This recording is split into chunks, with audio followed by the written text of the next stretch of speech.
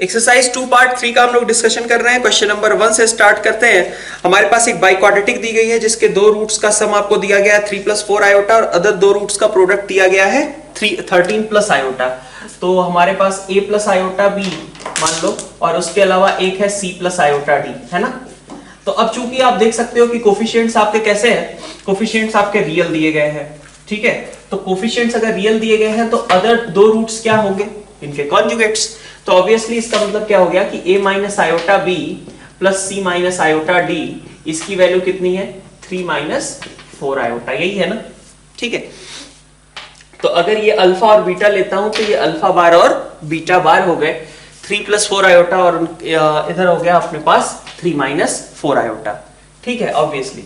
फिर दूसरी चीज क्या कहा गया, अदर दो रूट्स का प्रोडक्ट, मतलब इन दोनों का a माइनस आयोटा b और c माइनस आयोटा d, यही है अदर दो रूट्स और इनका प्रोडक्ट क्या है आपका 13 प्लस आयोटा। और दूसरी चीज अगर ये ऐसा है तो a plus iota b into C plus iota d क्या होगा, इन्हीं का कॉन्जुगेट लिख रहा हूं ना मैं, तो इसकी वैल्यू भी कितनी हो जाएगी 13 माइनस आयोटा हो जाएगी, है ना। तो अब आपको यहां से क्या करना है, आपको यहां से ए बी सी डी इन सब की वैल्यूज फाइंड आउट करनी है, ठीक है। तो सम ऑफ रूट्स से आपका ए निकल आएगा, सम ऑफ रूट्स का मतलब क्या हुआ, इन चारों का सम, ठीक है। तो सम ऑफ रूट्स आपके पास आ गया। फिर आपको और क्या निकालने को कहा गया है, प्रोडक्ट ऑफ रूट्स। तो प्रोडक्ट ऑफ रूट्स मतलब इन चारों का प्रोडक्ट हो गया, ठीक है, वो प्रोडक्ट ऑफ रूट्स निकल आएगा, ठीक है। तो ए के लिए आपके पास कितना आ जाएगा, तो यहां से आप देखो कि सम ऑफ रूट, तो बाकी बी और सी की बात कर लेते हैं। तो बी के लिए अगर देखा जाए तो बी क्या है आपका पेयर वाइज प्रोडक्ट डायरेक्टली, है ना।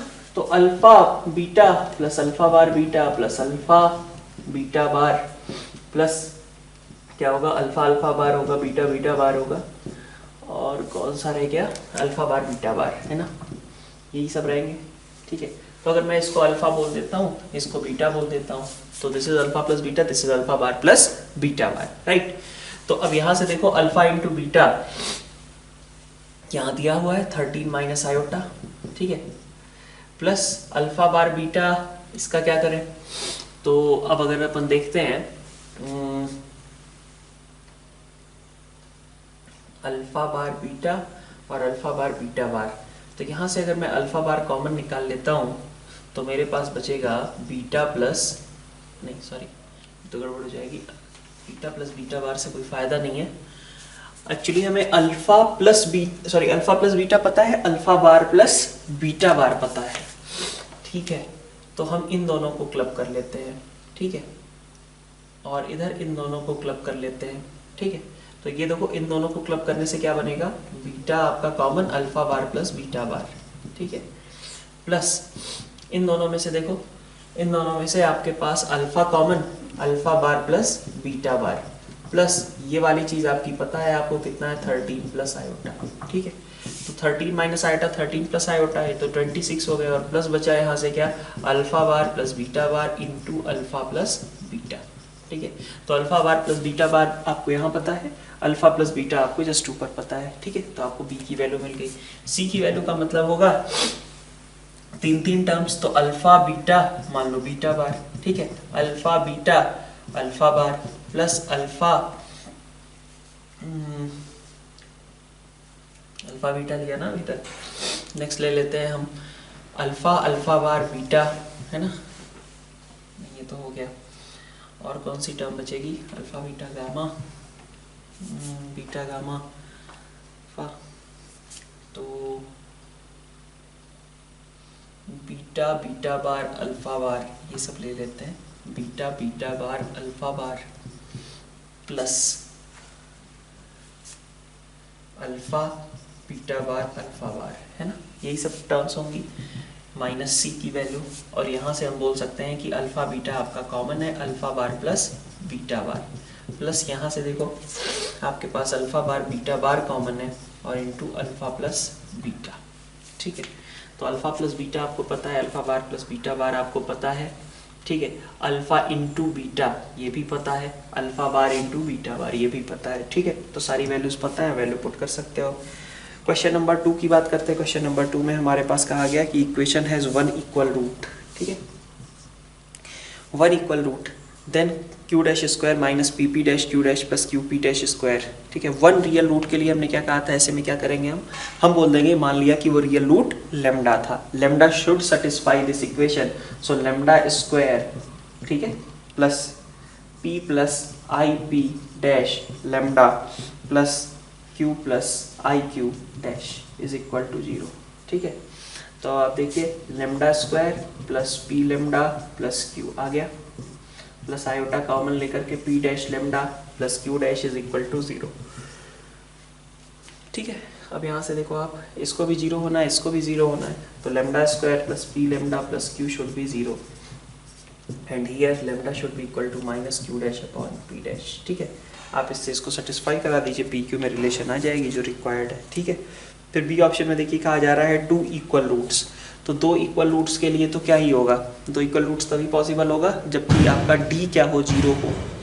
भाई देखो रूट्स, अगर आप ये सोचते हो कि नेचर ऑफ रूट्स अब वैलिड होगा क्या, तो नेचर ऑफ रूट्स बहुत ज़्यादा वैलिड नहीं है, लेकिन अगर मैं इक्वल रूट्स की बात करूँ तो भाई ये जो इक्वेशन अगर क्वाड्रेटिक की बात करूँ तो वो तो ऐसे ही सॉल्व होगी ना, ये वाला जो फॉर्मूला है आपका ये तो हमेशा वैलिड है। तो अगर ये हमेशा वैलिड है, मेरा ये टर्म अगर 0 के बराबर हो जाता है तो रूट्स क्या बनेंगे, -b/2 है, -b/2 है। तो स्टिल बी पार्ट के लिए आप कह सकते हो कि d equal to 0 sufficient condition होगी। सी पार्ट के लिए देखो हैज़ 2 इक्वल रूट्स, ठीक है, उसी की बात की जा रही है।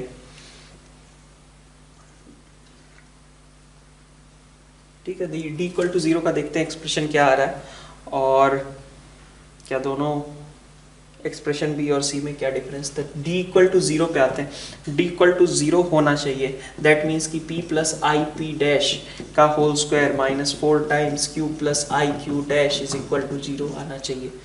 तो p square minus p dash का square plus 2i p P dash -4q -4i q dash is equal to 0, ठीक है। तो आपका रियल पार्ट कितना है, p square -4q minus p dash square, यही वाला टर्म है ना, रियल पार्ट ये 0 हो जाएगा। इमेजिनरी पार्ट आपका बी ऑप्शन दिया हुआ है और सी ऑप्शन जो है आपका रियल पार्ट को 0 करने से बन जा रहा है, ठीक है। इक्वेशन हैज 1 रियल रूट, उसकी बात हमने यहाँ पे कर ली है, ठीक है। क्वेश्चन नंबर 3 में देखिए iota raise to power n plus minus iota raise to power -1, ठीक है। तो यहाँ पे देखो आप आयोटा की पावर n, इसको हमें अदर फॉर्म में चेक करना है ना, तो अदर फॉर्म से ही चेक करते हैं, है ना। जैसे ए ऑप्शन है, ए ऑप्शन मतलब ऑप्शंस क्रॉस चेक कर ले, ठीक है, जो सिंप्लीफाई होकर के इस फॉर्म में आ जाए वही अपना आंसर है। तो आप देखो ए ऑप्शन में क्या कहा गया है, 2 raise to power n upon 1 minus iota raise to power 2n।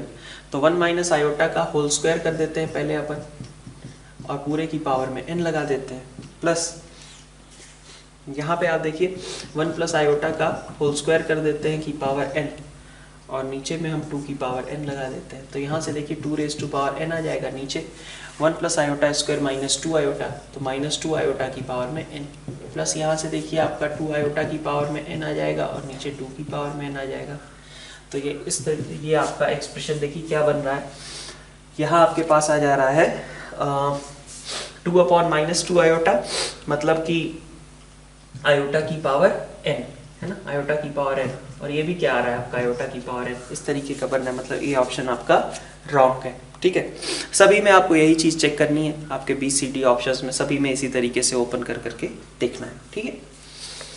Fourth option की बात कर लें, फोर्थ क्वेश्चन में क्या कहा गया है, amplitude of Z1 Z2 is equal to 0, मतलब amplitude of Z1 plus amplitude of Z2, amplitude of Z1 plus amplitude of Z2 is equal to 0, और कहा गया mod of Z1 mod of Z2 दोनों 1 के बराबर है, ठीक है, ठीक है। तो Z1 अगर मान लीजिए आपका θ1 देता है एम्पलीट्यूड, ये θ2 देता है, तो θ2 इनफैक्ट -θ1 के बराबर ही होगा, है ना।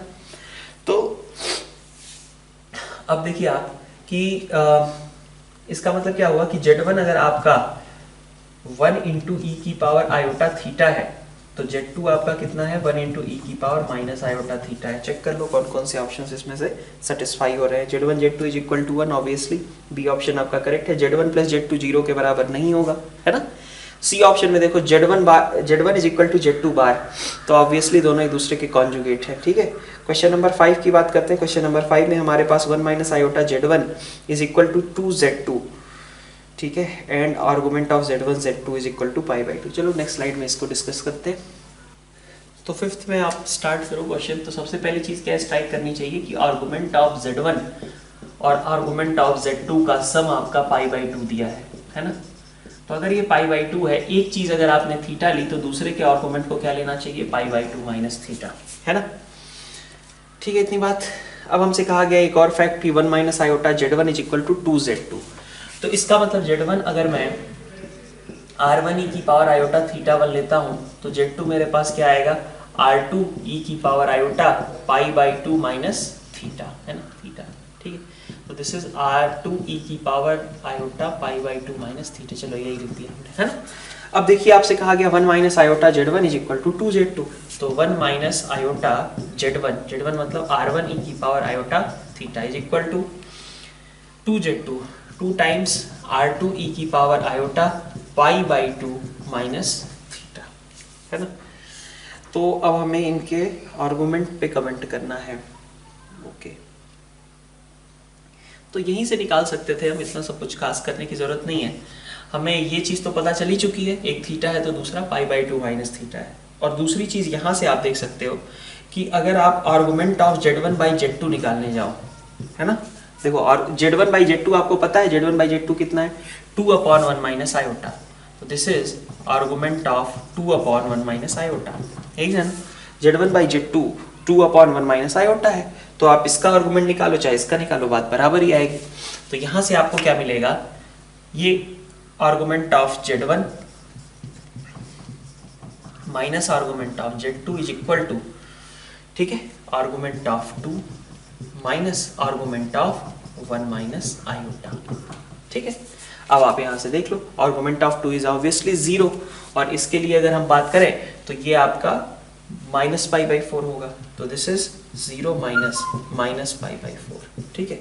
ये आपको पहले से थीटा गिवन है, ये आपका पाई बाई 2 माइनस थीटा है, थीटा की वैल्यू निकल आएगी, ठीक है। बढ़िया सवाल है लेकिन, ठीक। कितना आ रहा है, 2 theta minus pi by 2 is equal to pi by 4। So this is coming out as pi by 4 plus pi by 2, है ना। सो पाई बाई 4 एक थीटा है, तो दूसरा है आपका पाई बाई 2 माइनस थीटा। तो थीटा एक ले लिया, दूसरा ले लिया आपने पाई बाई 2 माइनस थीटा।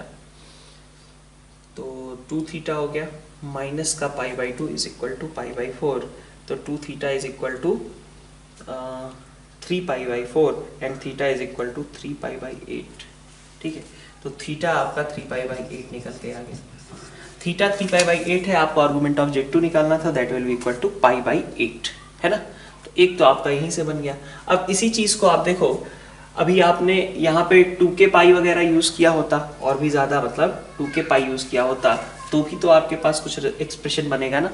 मतलब ये आपने पाई बाई 2 डायरेक्टली लिख दिया, ठीक है। आपने यहाँ पे argument of 2/1 minus iota is obviously, ठीक है, ये आपका पाई बाई 4 के बराबर होगा, ठीक है। लेकिन ये चीज को हम और भी तो इसको चेंज कर सकते हैं ना। जैसे मान लीजिए कि ये argument of Z1 minus Z2 plus 2 के पाई ऐसा लिख दिया, मान लो मैंने अगली बार, तो ये 2 पाई के साथ आ जाएगा। अब 2 पाई के साथ जब आएगा तो यहाँ से देखो इस केस में क्या सिचुएशन बनेगी, मतलब दूसरा केस की बात कर रहा हूँ मैं यहाँ पे, ठीक है, कि जब ये 2 के पाई ऐड कर लें तो 2 pi plus 2 theta minus pi by 2 is pi by 4। तो here it goes with 2 theta is equal to 3 pi by 4 minus 2 pi, है ना। तो minus 5 pi by 4। So theta is equal to कितना आ गया आपका, माइनस 5 पाई बाई 8। तो theta अगर आपका माइनस 5 पाई बाई 8 है तो ये कितना हो जाएगा, 9 पाई बाई 8 हो जाएगा आर्गुमेंट ऑफ Z2। अब 9 पाई बाई 8 तो लिखेंगे नहीं, क्योंकि वो तो पाई से ज़्यादा चला गया। तो हम क्या करेंगे, उसको 2 पाई वापस से सब्ट्रैक्ट कर देंगे। 2 पाई सब्ट्रैक्ट करोगे तो आंसर कितना हो गया, माइनस 7 पाई बाई 8, ठीक है। तो मतलब इस चीज़ का बस ध्यान रखना है इसमें कि आपको 2 पाई भी यूज़ करना है और बाकी तो आर्गूमेंट की प्रॉपर्टीज़ भी हैं। ठीक, अच्छा क्वेश्चन है। क्वेश्चन नंबर 6 की बात करते हैं। क्वेश्चन नंबर 6 में आपसे कहा गया कि mod of Z1 plus Z2 का whole square is equal to something. ठीक है, तो Z1 बाई Z2 वगैरह के बारे में कमेंट करना है। तो आप देखो, सबसे पहले तो जब भी ये लिखा जाता है तो अपन क्या समझते हैं, ये मैंने आपको लिखवाया भी था प्रॉपर्टीज़ वाले सेगमेंट में। इसका मतलब होता है Z1 plus Z2 into Z1 bar plus Z2 bar. ठीक है, तो this is coming out as mod Z1 square plus mod Z2 square. ठीक है क्या, और इसकी वैल्यू किसके बराबर गिवन है, इसकी वैल्यू गिवन है mod of Z1 square plus mod of Z2 square के बराबर। तो ये कैंसिल, तो बचा क्या आपका कि Z1 Z2 bar plus Z2 Z1 bar is equal to 0। ठीक है, अब यहाँ से आप क्या लिख सकते हो, इसको लिख सकते हो Z1 by Z2 is equal to minus Z1 bar upon Z2 bar. ठीक है, मतलब एक नंबर जो है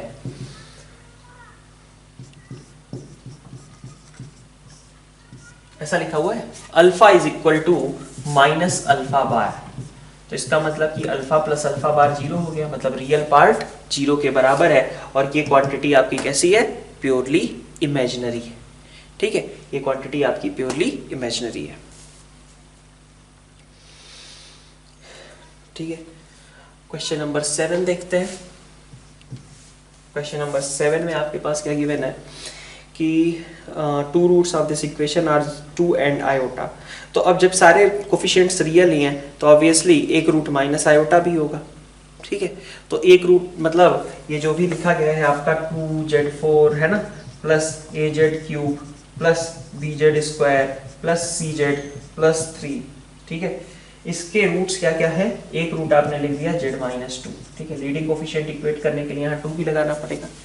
एक रूट आपने लिख दिया Z माइनस आयोटा, एक रूट आपने लिख दिया Z प्लस आयोटा। ठीक है, अगर आयोटा रूट है तो माइनस आयोटा भी रूट होगा, और एक रूट और हमें नहीं मालूम, तो वो मालूम करने के लिए आप आसान सा तरीका है, प्रोडक्ट ऑफ रूट्स तो निकाल सकते हो। Product of roots is 3/2।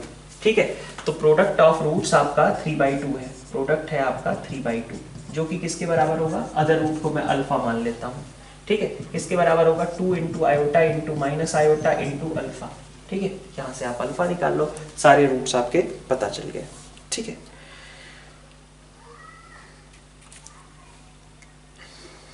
Question number 8 में देखिए, प्रिंसिपल आर्गुमेंट ऑफ Z आपसे पूछा गया है। तो प्रिंसिपल आर्गुमेंट ऑफ Z मतलब 1 प्लस आयोटा 1 प्लस 2 आयोटा है ना, ये सब चीज़ें हैं।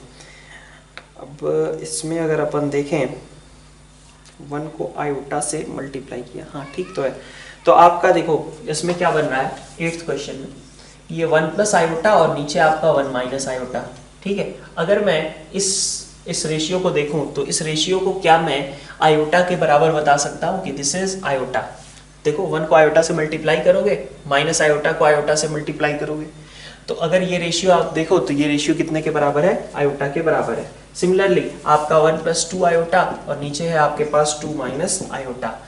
ठीक है, तो फिर से ये रेशियो आपका आयोटा के बराबर है। तो हर बार ये रेशियो कितना है, आयोटा के बराबर, कितनी बार, n टाइम्स। ठीक है, तो iota raise to power n, यही हो जाएगा ना आंसर। अब iota raise to power n का प्रिंसिपल आर्गुमेंट क्या हो सकता है। ठीक है, तो आयोटा स्क्वायर अगर लिया तो पाई हो जाएगा, आयोटा क्यूब अगर लिया तो फिर ये आपका माइनस पाई/2 हो जाएगा। आयोटा रेज टू पावर 1 लिया तो फिर आपका ये कहाँ चला जाएगा, आपका पाई/2 पे, और आयोटा रेज टू पावर 4 लिया तो ऑब्वियसली ये वैल्यू कितने के बराबर हो जाएगी, इसका प्रिंसिपल आर्गुमेंट 0 के बराबर हो जाएगा। ठीक है,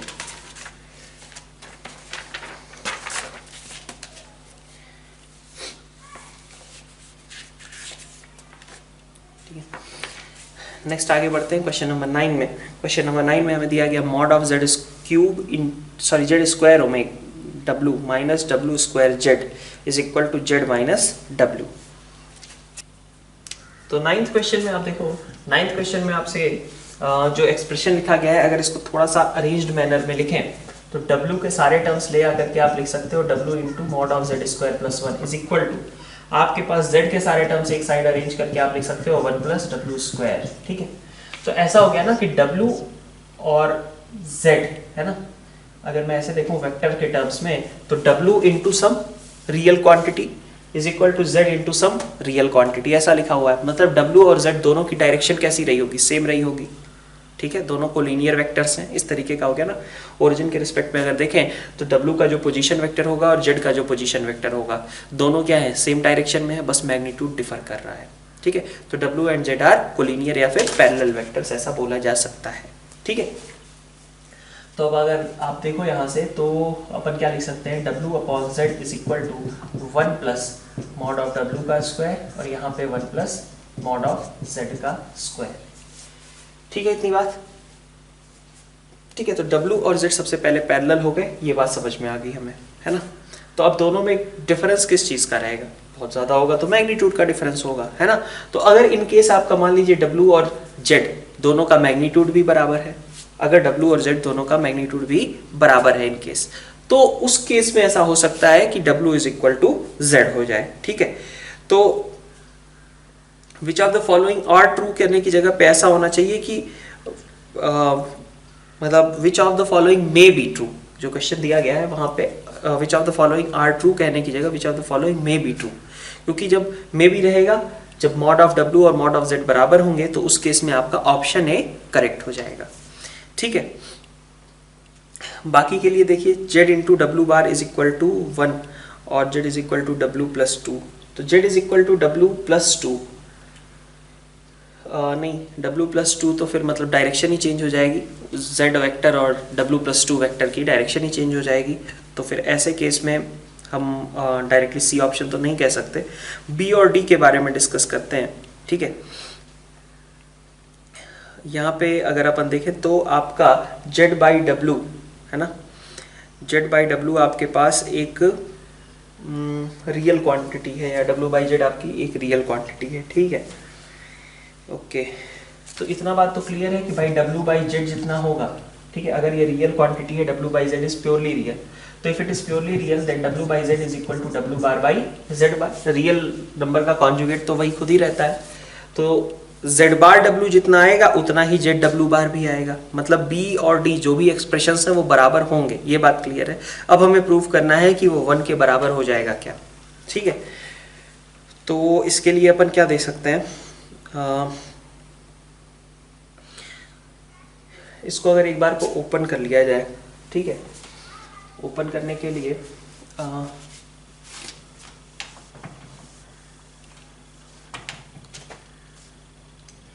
z बार w है ना, minus w bar z is equal to z minus w, ठीक है।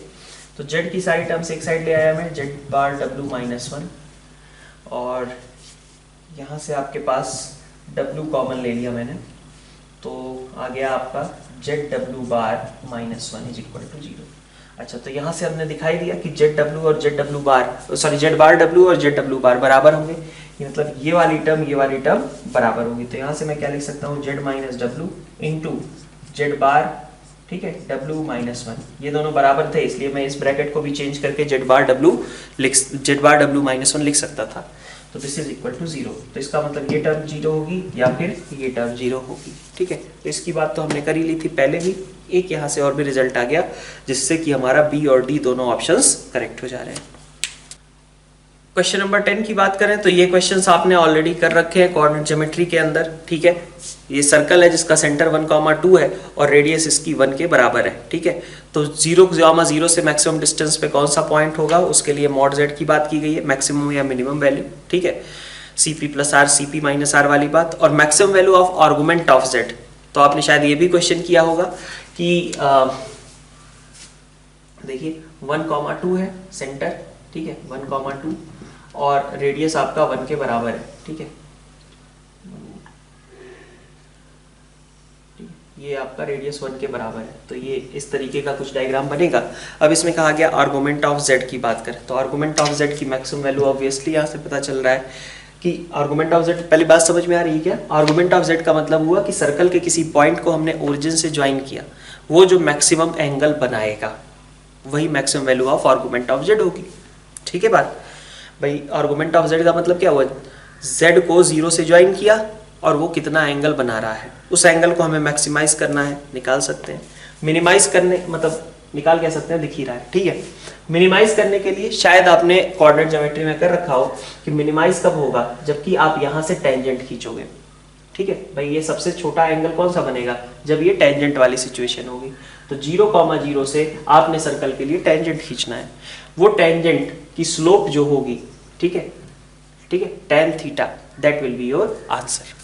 ये बात समझ में आ रही है भाई। आर्गुमेंट ऑफ z को मिनिमाइज करना है, तो आर्गुमेंट ऑफ z का मतलब क्या हुआ कि ये मिनिमम z होगा, ये वेरी करते करते यहाँ पे जाएगा, ठीक है। तो सबसे छोटा z कहाँ पे आ रहा है, यही आ रहा है ना, जबकि ये टेंजेंट का केस बना रहा हो। तो आई होप कि आपने ये क्वेश्चन पहले भी कर रखा हो कोऑर्डिनेट ज्योमेट्री में, और उसी से रिलेटेड फिर से है ये। क्वेश्चन नंबर 11 में देखिए, POQ आपकी स्ट्रेट लाइन है और ओरिजिन से पास कर रही है। PQ आपको रिप्रेजेंट करता है complex number a plus iota b c plus iota d। OP is equal to OQ बताया गया है, ठीक है। Straight line through origin OP OQ, okay.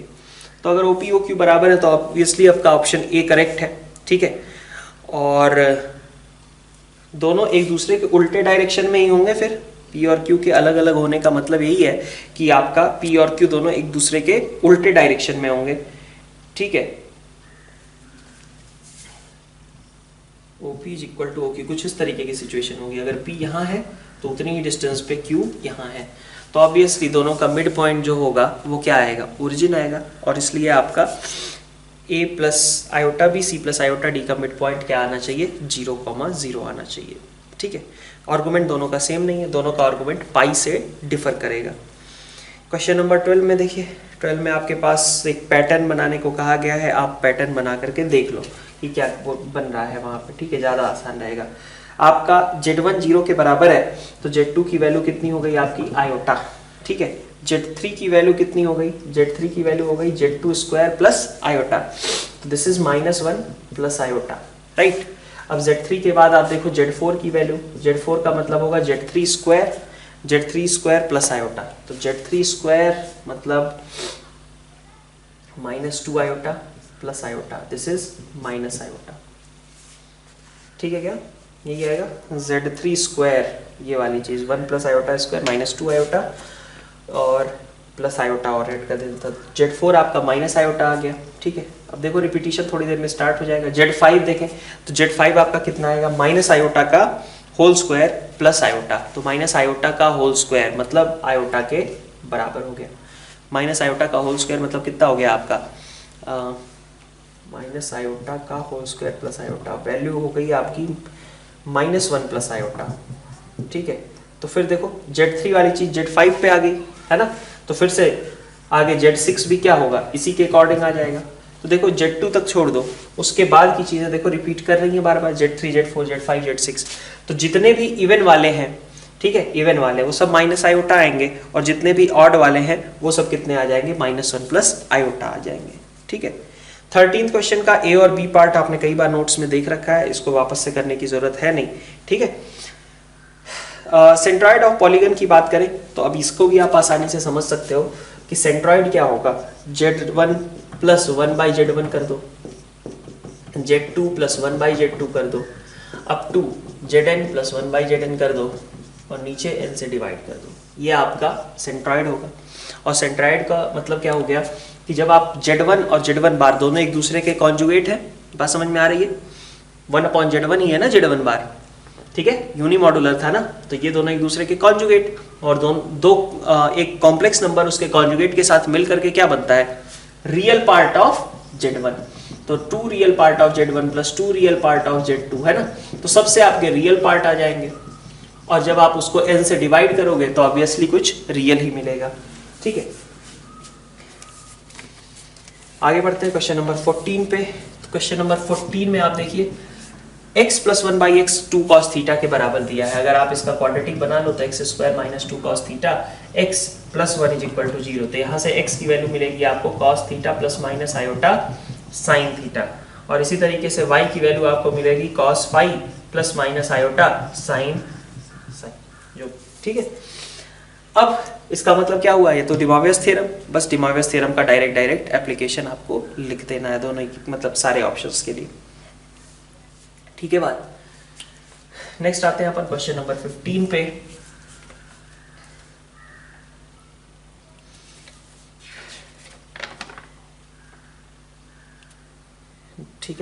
तो mod of z minus alpha है ना upon mod of z minus beta is equal to k, इसकी बात करी गई। तो आप देखिए कि इसमें आपके पास जो क्वेश्चंस मतलब ज्योमेट्री वाला पार्ट है, ठीक है, इसके लिए अगर अपन देखें तो क्या लिख सकते हैं, mod over z minus alpha का square is equal to k square into mod over z minus beta का स्क्वायर, ठीक है। तभी हम इसको कन्वर्ट कर पाएंगे उस फॉर्म में जहाँ पे हम सर्कल वगैरह कंडीशन सोच सके। अच्छा, k इज इक्वल टू 1 के लिए इतनी बात तो क्लियर हो ही चुकी है कि ये हमारा जो भी बनेगा वो कैसा होगा term, k is equal to 1 के लिए आपका mod of z minus alpha is equal to mod of z minus beta, मतलब ये परपेंडिकुलर बाइसेक्टर को रिप्रेजेंट कर ही रहा होगा। बाकी k नॉट इक्वल टू 1 के लिए मैंने आपको पहले ही बताया था कि ये एक सर्कल को रिप्रेजेंट करता है। अब वो सर्कल कैसी होगी उसका हम इक्वेशन लिखना चाहें तो यहाँ से लिख सकते हैं, ठीक है। ठीक है, अल्फा बीटा हमारे कैसे हैं, वैसे अल्फा और बीटा दोनों कॉम्प्लेक्स ही हैं, ठीक है।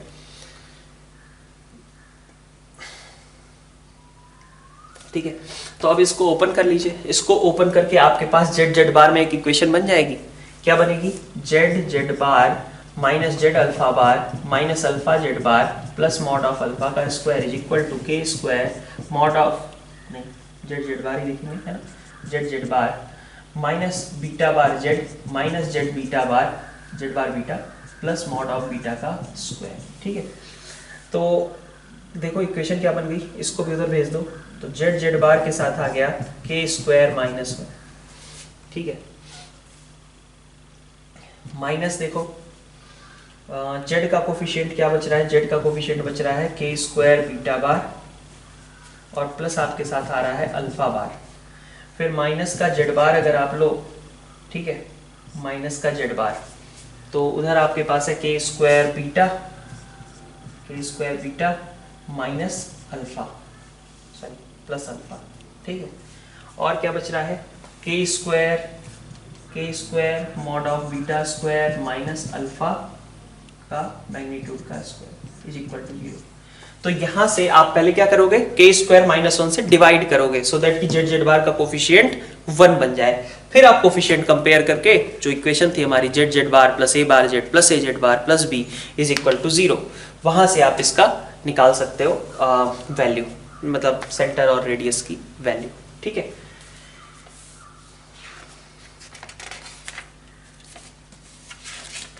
नेक्स्ट आगे बढ़ते हैं क्वेश्चन नंबर 15 के आगे।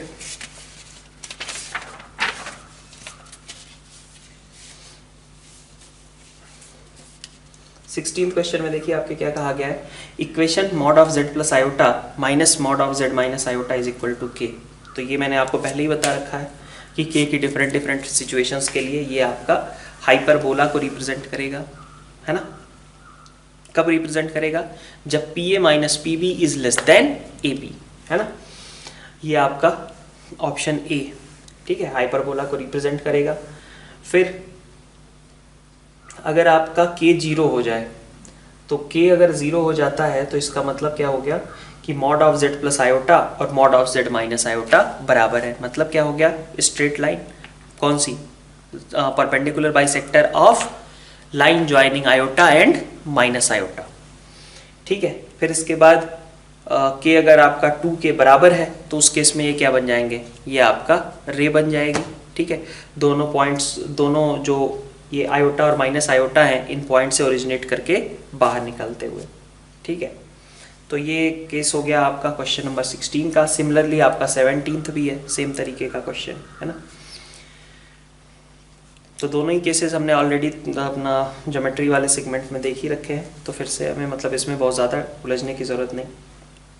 18th क्वेश्चन में आप देखिए, 18th क्वेश्चन में आपसे कहा जा रहा है Z1 Z2 Z3 सभी का मैग्नीट्यूड 1 है, मतलब एक 1 unit radius circle with centre 0,0, उस पे ये तीनों ही पॉइंट्स एग्जिस्ट करते हैं, है ना। तो अगर इक्विलेटरल ट्रायंगल है तो ऑब्वियसली इसका सेंट्रॉइड क्या होगा, ओरिजिन होगा, है ना, जो कि आपका सर्कम सेंटर भी होगा, वही ऑर्थो सेंटर भी होगा, सब कुछ वही होगा। तो इसका मतलब कि भाई अगर तुम ओरिजिन को सेंटर लेकर के एक सर्कल बना रहे हो, ठीक है, और उसके बाद उसमें कोई भी 3 पॉइंट्स लेकर के आपने इक्विलेटरल ट्रायंगल सपोज फॉर्म कर दिया, ठीक है, मान लीजिए इस तरीके का कर दिया, ये तो बहुत स्पेसिफिक केस मैंने बना दिया है, बट आपने कोई भी इक्विलेटरल ट्रायंगल फॉर्म किया तो उसका जो सरकम सेंटर होगा वो तो ओरिजिन ही होगा ना, और वही उसका सेंट्रॉयड भी होगा। इसका मतलब Z1 plus Z2 plus Z3 की वैल्यू कितनी होगी आपकी, 0 के बराबर ही होगी, ठीक है, ठीक है बात। फिर आगे बढ़ते हैं अपन।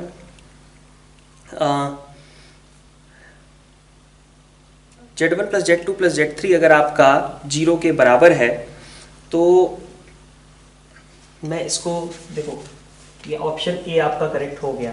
फिर ऑप्शन सी देखो जरा, Z1 Z2 Z3 को कॉमन ले लिया मैंने, तो क्या बनेगा 1/Z1, 1/Z1 को मैं Z1 बार लिख सकता हूँ, plus Z2 bar plus Z3 bar, यही ना, this is equal to Z1 Z2 Z3 into Z1 plus Z2 plus Z3 का बार। तो ये अगर Z1 plus Z2 plus Z3 खुद ही 0 था तो उसका कॉन्जुगेट भी क्या होगा, 0 के बराबर होगा। इसका मतलब सी ऑप्शन भी आपका करेक्ट है, ठीक है, ओके। अब आते हैं बी ऑप्शन पे। बी ऑप्शन में आपने क्या कहा, Z1 Z2 Z3 का प्रोडक्ट 1 के बराबर होगा।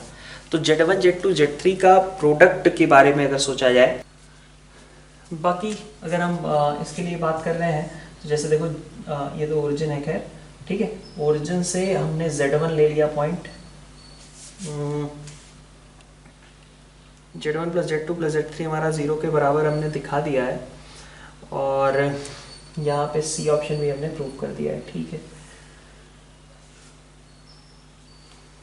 बी ऑप्शन ऐसा कोई जरूरी नहीं है ना, बी ऑप्शन तो एक स्पेसिफिक केस होगा, हमेशा वो वही हो Z1 Z2 Z3 1 के बराबर प्रोडक्ट है, ऐसा कोई जरूरी नहीं है, वो तो केवल एक स्पेसिफिक केस में होगा जबकि आपका एक 1 हो, एक ओमेगा हो और एक ओमेगा स्क्वायर, ये तीनों पॉइंट्स आपके पास आ जाए, ठीक है, ऐसे केस में केवल होगा। तो आपके पास अगर मान लीजिए कि उसके अलावा अगर देखें डी ऑप्शन की बात करें तो मान लो कि हमने एक इक्विलेटरल ट्रायंगल फॉर्म किया, ठीक है, इक्विलेटरल ट्रायंगल मान लो इस तरीके का फॉर्म कर दिया हमने, ठीक है, तो ये तो कह सकता हूँ ना, ये Z1 Z2 Z3 जो है, ठीक है, यहाँ पे 60 डिग्री सबटेंड कर रहे थे तो यहाँ पे एंगल कितना होगा इनके बीच का, 120 होगा, है ना, ठीक है, ऐसा कुछ, ठीक है बात। तो अगर डी ऑप्शन में देखो तो वहां पे क्या लिखा है, Z1 cube plus Z2 cube, Z2 cube plus Z3 cube is equal to 2 times Z1 cube. तो Z2 इसको मैं डी ऑप्शन को ऐसे कन्वर्ट करके लिख सकता हूँ Z2 cube upon Z1 cube, ऐसा, और Z3 अपॉन Z1 का whole cube is equal to 2, ऐसा कुछ, ठीक है।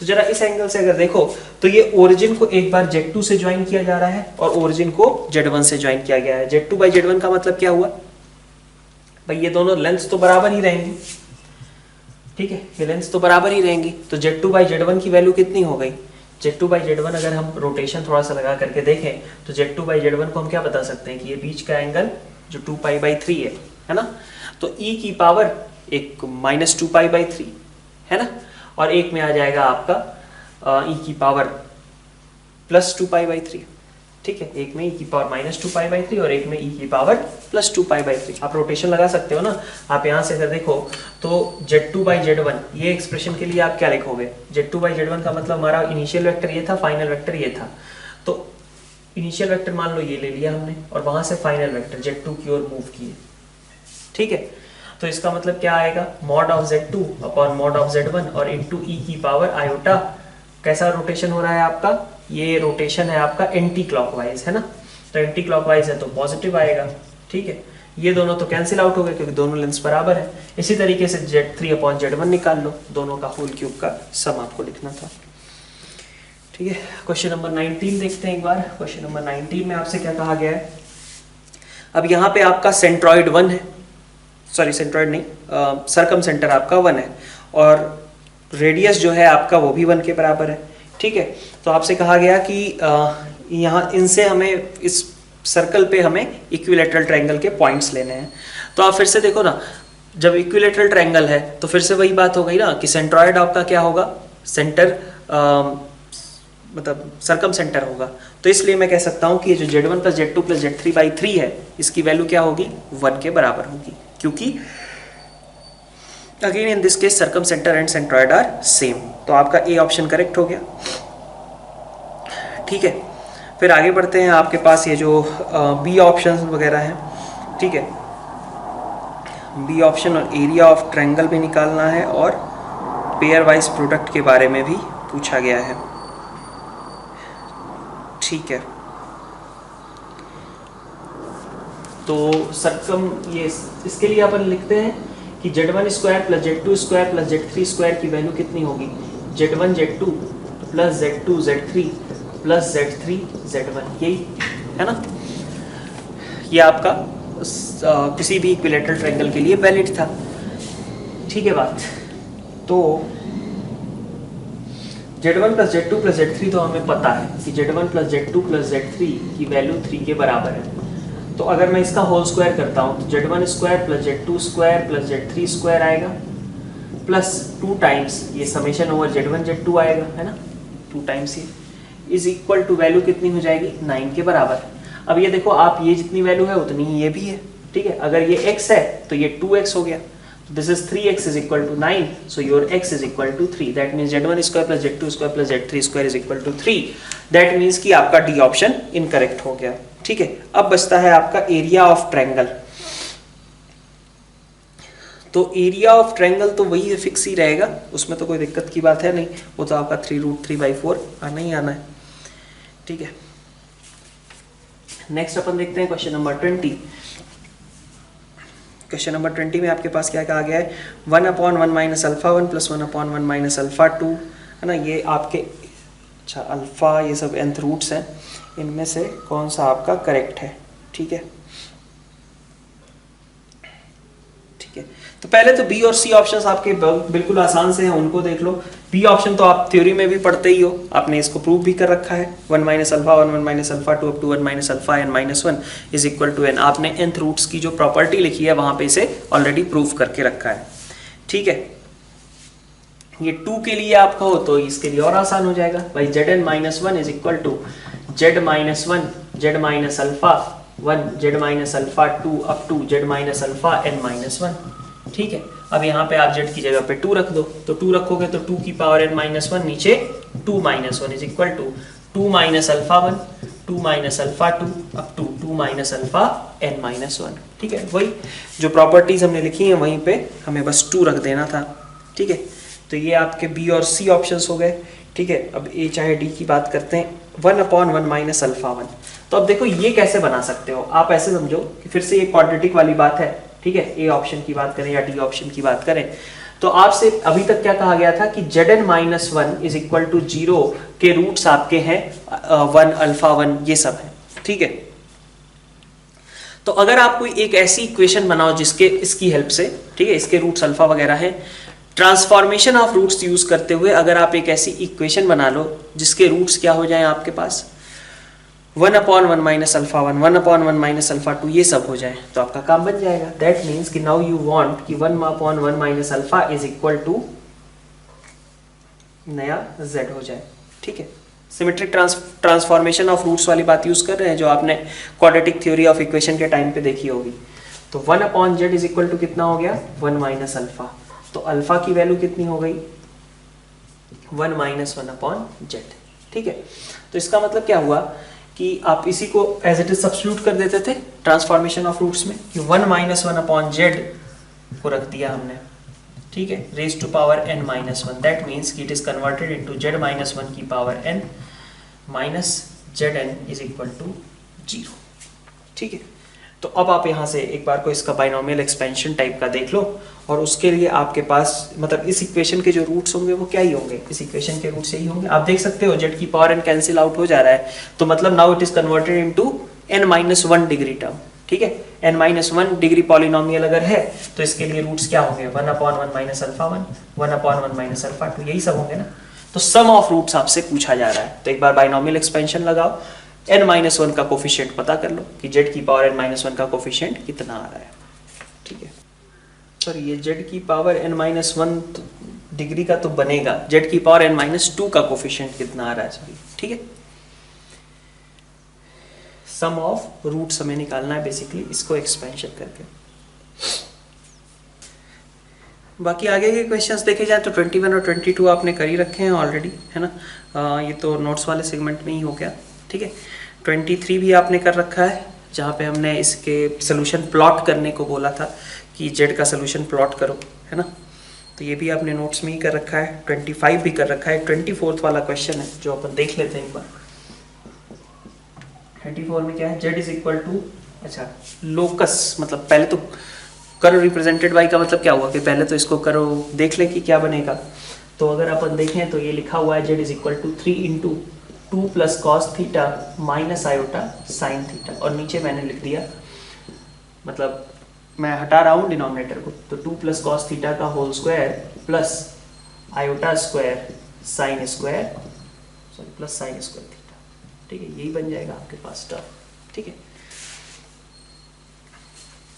तो ये आपके पास लिखा है 3 into 2 plus cos theta upon 2 plus cos theta का whole square plus sine square theta real part, minus 3 sine theta iota के साथ, है ना, upon this whole square plus sine square theta, ठीक है। तो ये आपका रियल पार्ट हो गया, ये आपका हो गया इमेजिनरी पार्ट, ठीक है। अब कहा जा रहा है कि ये कभी आपका रियल एक्सिस इमेजिनरी एक्सिस को मीट करेगा या नहीं करेगा। तो इमेजिनरी एक्सिस का मतलब क्या हुआ, इमेजिनरी एक्सिस पे आने का मतलब हो गया कि x जीरो हो जाए, तो ये टर्म कभी जीरो हो नहीं सकती है। रियल एक्सिस के लिए देखें तो रियल एक्सिस के लिए ज़रूरी है कि ये टर्म जीरो हो जाए, इमेजिनरी पार्ट जीरो हो जाए, मतलब साइन थीटा जीरो हो जाए। साइन थीटा जीरो कहाँ कहाँ पे होगा, जीरो पे, पाई पे, है ना, 2 पाई नॉट इंक्लूडेड है। फिर आपका maximum value of mod z कहा गया, तो maximum value of mod z, ठीक है, maximum value of mod z और minimum value of mod z. तो मैं ऐसे कह सकता हूँ कि मॉड ऑफ जेड को अगर आपको मैक्सिमाइज करना है तो भाई देखो 3 तो 3 ही रहने वाला है, उसमें तो कोई चेंज आएगा नहीं। मॉड किसका चेंज होगा, 2 plus cos theta plus iota sine theta का। तो यहाँ से आपको मिलेगा 3 अपॉन 2 प्लस कॉस थीटा का whole square plus sine square theta. आपको अगर इसको मैक्सिमाइज करना है तो इसका मतलब आपको इसे मिनिमाइज करना होगा, ठीक है, और ओवरऑल मिनिमाइज करना है तो इसको मैक्सिमाइज करना होगा। तो अब ये एक्सप्रेशन देख लीजिए आप, क्या लिखा हुआ है, ये 4 plus 4 cos theta plus cos square theta plus sine square theta. तो this is nothing but 5 plus 4 cos theta. तो 5 प्लस 4 कॉस थीटा अगर ये लिखा हुआ है, ठीक है, इसका अंडर रूट, तो ये under root 5 plus 4 cos theta, यही चीज़ थी टोटल। तो मिनिमम वैल्यू इसकी कितनी होगी, 1 होगी, है ना, और मैक्सिमम वैल्यू कितनी होगी, 9 होगी। तो बस इसके करस्पॉन्डिंग आपके पास मॉड जेड की मिनिमम मैक्सिमम वैल्यू निकल आएगी, ठीक है। तो ये हमारा रहा एक्सरसाइज 2 पार्ट 3 का कंप्लीट डिस्कशन, ठीक है। नेक्स्ट स्टार्ट करेंगे अपन 2 पार्ट 4।